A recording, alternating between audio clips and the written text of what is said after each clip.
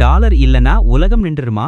ஒரு நாட்டின் நாணயம் உலகத்தின் அதிகார மையமாக மாறுவது எப்படி என்பது ஒரு சிக்கலான பொருளாதார மற்றும் புவிசார் அரசியல் நிகழ்வுகளின் தொகுப்பாகும். அமெரிக்க டாலர் வெறும் காகித துண்டா அல்லது உலக பொருளாதாரத்தின் அச்சாணியா என்ற கேள்விக்கு அதன் வரலாறு, கட்டமைப்பு மற்றும் உலகளாவிய பயன்பாட்டை ஆராய்வதன் மூலம் விடை காணலாம். கோடிக்கணக்கான பரிவர்த்தனைகள், சர்வதேச வர்த்தகம் மற்றும் உலகின் மத்திய வங்கிகளின் இருப்பு என அனைத்திலும் டாலர் எப்படி இந்த ஆதிக்க நிலையை அடைந்தது என்பது பலருக்கும் புரியாத புதிராக இருக்கலாம். இரண்டாம் உலகப் போரின் முடிவில் உலக பொருளாதாரம் பெரும் அழிவை சந்தித்திருந்தது. ஐரோப்பாவும் ஆசியாவும் போரினால் சிதைந்திருந்த நிலையில் அமெரிக்கா மட்டுமே பொருளாதார ரீதியாக வலுவாக இருந்தது. அதன் உள்நாட்டு உள்கட்டமைப்பு போரினால் பாதிக்கப்படவில்லை. மாறாக அதன் உற்பத்தி திறன் போரின் தேவைகளால் அபரிமிதமாக வளர்ந்திருந்தது. உலகின் தங்க இருப்பில் பெரும் பகுதியை சுமார் 70 விழுக்காட்டுக்கும் மேல் அமெரிக்கா வைத்திருந்தது. இந்த சூழலில்தான் 1944ஆம் ஆண்டு ஜூலை 1 முதல் 22 வரை நியூ ஹாம்ஷயரில் உள்ள பிரெட்டன் வூட்ஸ் என்ற இடத்தில் 44 நாடுகளின் பிரதிநிதிகள் ஒன்று கூடினர். உலக பொருளாதாரத்தை நிலைப்படுத்தவும் எதிர்கால போர்களை தடுக்கவும் ஒரு புதிய நிதி அமைப்பை உருவாக்க வேண்டும் என்பதே அவர்களின் நோக்கமாக இருந்தது. இந்த மாநாட்டில் உலக வங்கி மற்றும் சர்வதேச நாணய நிதியம் ஆகிய 2 முக்கிய நிதி நிறுவனங்கள் உருவாக்கப்பட்டன. பிரெட்டன் வூட்ஸ் மாநாட்டில் உருவான ஒப்பந்தத்தின்படி அமெரிக்க டாலர் தங்கத்துடன் ஒரு நிலையான மதிப்பில் பிணைக்கப்பட்டது. அதாவது ஒரு அவுன்ஸ் தங்கம் 35 அமெரிக்க டாலர்களுக்கு சமம் என்று நிர்ணயிக்கப்பட்டது. இது ஒரு தங்க மாற்றுத்தரம், கோல்ட் எக்ஸ்சேஞ்ச் ஸ்டாண்டர்ட் என அறியப்பட்டது. இதன் பொருள் அமெரிக்காவிடம் டாலரை கொண்டு வருபவர்களுக்கு ஒரு குறிப்பிட்ட விகிதத்தில் தங்கத்தை மாற்றி தர வேண்டிய கடமை இருந்தது. மற்ற நாடுகளின் நாணயங்கள் இந்த அமெரிக்க டாலருடன் நிலையான மாற்று விகிதத்தில் இணைக்கப்பட்டன. இதனால் உலக நாடுகள் தங்கத்திற்கு பதிலாக டாலரை தங்கள் இருப்பு நிதியாக வைத்திருக்க தொடங்கின. அமெரிக்காவிடம் உலகின் தங்க இருப்பில் பெரும் பகுதி இருந்ததும் அதன் பொருளாதாரம் வலுவாக இருந்ததும் இந்த ஒப்பந்தத்திற்கு முக்கிய காரணங்களாக அமைந்தன. உலக வர்த்தகத்திற்கும் முதலீடுகளுக்கும் ஒரு நிலையான, நம்பகமான நாணயம் தேவைப்பட்டது. அந்த இடத்தை டாலர் நிரப்பியது. இந்த அமைப்பு சர்வதேச வர்த்தகத்திற்கு ஒரு புதிய ஸ்திரத்தன்மையையும் கணிக்கக்கூடிய தன்மையையும் வழங்கியது.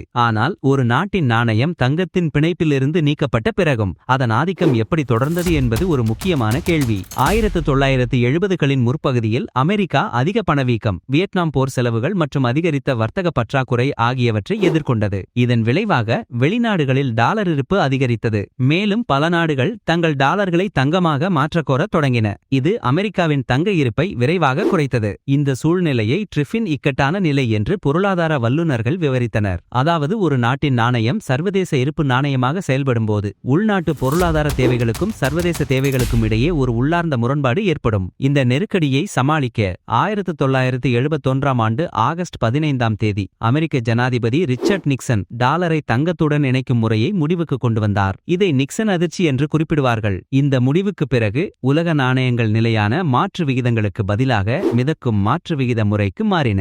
டாலர் தங்கத்தின் பிணைப்பிலிருந்து விடுவிக்கப்பட்டாலும் அதன் மதிப்பு உடனடியாக சரியவில்லை. மாறாக அதற்கு பின்னும் பல காரணிகள் இந்த நாணயத்தின் உலகளாவிய முக்கியத்துவத்தை தக்கவைத்தன. டாலரின் ஆதிக்கத்தை தக்கவைத்த முக்கிய காரணிகள். பெட்ரோ டாலர் அமைப்பு இதில் மிக முக்கியமான ஒன்று. கச்சா எண்ணெயின் வர்த்தகம். 1973ஆம் ஆண்டு எண்ணெய் நெருக்கடிக்கு பிறகு எண்ணெய் உற்பத்தி செய்யும் நாடுகளின் கூட்டமைப்பான ஓபெக் தங்கள் எண்ணெயை அமெரிக்க டாலரில் மட்டுமே விற்க முடிவு செய்தது. உலகின் ஒவ்வொரு நாடும் எண்ணெய் வாங்க டாலரை வைத்திருக்க வேண்டிய கட்டாயம் ஏற்பட்டது. இது பெட்ரோ டாலர் அமைப்பு என்று அழைக்கப்பட்டது. இதன் விளைவாக டாலருக்கான தேவை உலக அளவில் மேலும் அதிகரித்தது.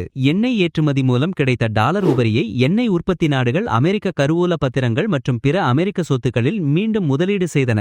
இது டாலரின் புழக்கத்தை உறுதி செய்து அதன் தேவையை நிரந்தரமாக்கியது. அமெரிக்காவின் பொருளாதார வலிமை, அதன் ஆழமான மற்றும் வெளிப்படையான நிதிச் சந்தைகள், சட்டத்தின் ஆட்சி மற்றும் அரசியல் ஸ்திரத்தன்மை ஆகியவை டாலரை ஒரு பாதுகாப்பான புகலிடமாக மாற்றின. உலகின் பெரிய நிறுவனங்கள், வங்கிகள் மற்றும் அரசாங்கங்கள் தங்கள் முதலீடுகளுக்கும் கடன்களுக்கும் மற்றும் வர்த்தகத்திற்கும் டாலரை நம்பி செயல்பட்டன. அமெரிக்க நிதிச் சந்தைகள், குறிப்பாக நியூயார்க் பங்குச்சந்தை, உலகின் மிகப்பெரிய மற்றும் மிகவும் திரவ சந்தைகளில் ஒன்றாகும். இது முதலீட்டாளர்களுக்கு எளிதான அணுகலையும் குறைந்த பரிவர்த்தனை செலவுகளையும் வழங்குகிறது. வலுவான சட்ட கட்டமைப்புகள், வெளிப்படையான ஒழுங்குமுறைகள் மற்றும் முதலீட்டாளர் பாதுகாப்பு ஆகியவை சர்வதேச மூலதனத்தை ஈர்க்கின்றன. சர்வதேச வர்த்தகத்தில் சுமார் 80% அதிகமான பரிவர்த்தனைகள் அமெரிக்க டாலரில்தான் நடைபெறுகின்றன. பல நாடுகள் தங்கள் ஏற்றுமதி மற்றும் இறக்குமதிகளுக்கு டாலரில் விலை நிர்ணயம் செய்து டாலரிலேயே பணம் செலுத்துகின்றன.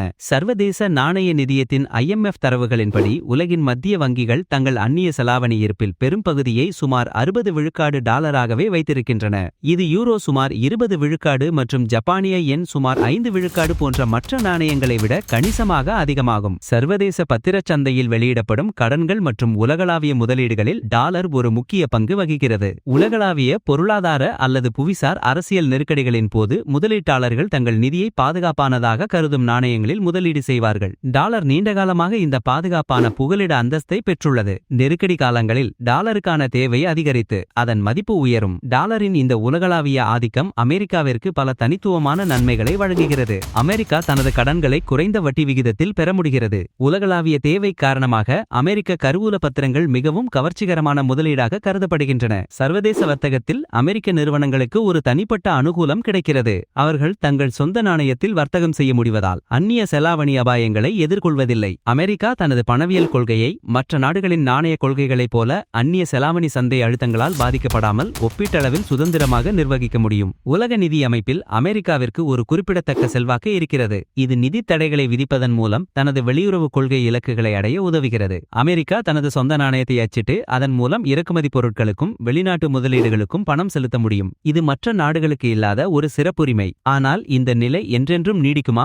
உலக பொருளாதாரம் தொடர்ந்து உருவாகி வருகிறது. மேலும் டாலரின் ஆதிக்கத்திற்கு பல சவால்கள் உருவாகி வருகின்றன.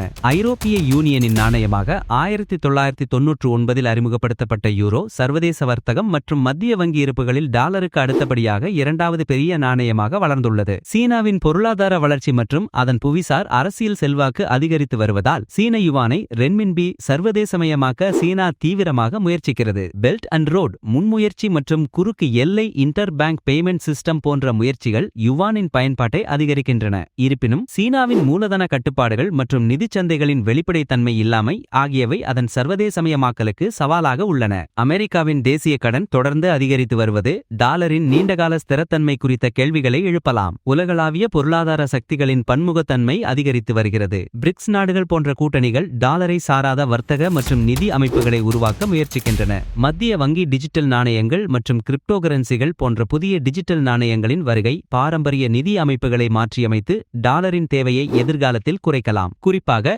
எல்லை தாண்டிய பரிவர்த்தனைகளை நேரடியாகவும் குறைந்த செலவிலும் செய்ய அனுமதிப்பதன் மூலம் டாலர் போன்ற இடைநிலை நாணயங்களின் தேவையை குறைக்கலாம். அமெரிக்கா தனது நிதி தடைகளை அடிக்கடி பயன்படுத்துவது சில நாடுகள் டாலருக்கு மாற்றாக மாற்று நாணயங்களை தேட தூண்டியுள்ளது. எது எப்படி இருந்தாலும் கடந்த பல தசாப்தங்களாக உலக பொருளாதாரத்தின் அசைக்க முடியாத தூணாக அமெரிக்க டாலர் இருந்து வந்திருக்கிறது. அதன் தோற்றம், பிரெட்டன் வூட்ஸ் ஒப்பந்தம், தங்கப் பிணைப்பு நீக்கம், பெட்ரோ டாலர் அமைப்பு மற்றும் அதன் தற்போதைய நிலை ஆகியவற்றை நாம் புரிந்துகொள்வது உலக பொருளாதாரத்தின் சிக்கலான வலைப்பின்னலை புரிந்துகொள்வதற்கு மிகவும் அவசியம். டாலரின் எதிர்காலம் எப்படி இருந்தாலும் அதன் கடந்த கால பயணம் உலக வரலாற்றில் ஒரு தனித்துவமான இடத்தை பிடித்துள்ளது என்பதில் சந்தேகமில்லை. அதன் ஆதிக்கம் பல தசாப்தங்களாக நீடித்திருந்தாலும் உலகளாவிய பொருளாதார சக்திகளின் மாற்றங்கள் மற்றும் புதிய தொழில்நுட்பங்களின் எழுச்சி ஆகியவை அதன் எதிர்கால போக்கை மறுவரையறை செய்யலாம்.